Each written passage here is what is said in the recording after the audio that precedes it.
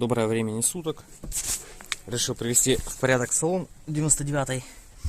Думаю, поустраняю все шумы, скрипы, звукоизолирую двери, пластик подделаю. В общем, много чего поубирал, лишних звуков, тарахчений.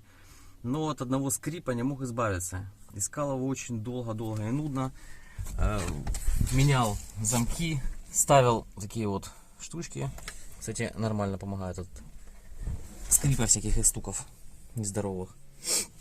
Все равно скрип этот был. Искал, уже переискал все. Начал менять даже бублики. Поменял бублики. Звук не исчез. Взял, как советовал один человек в ютубе, нацепить уплотнитель от двери на эту полочку, чтобы она плотно стала, не тарахтела ничего.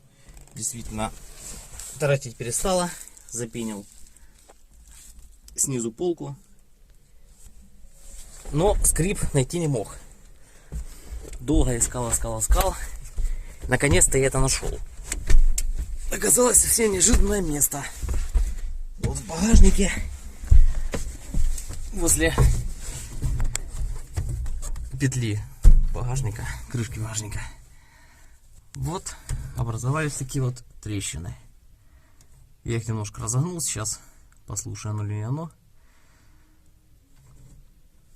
Оказалось, источник звука — это металл об металл в этих трещинах.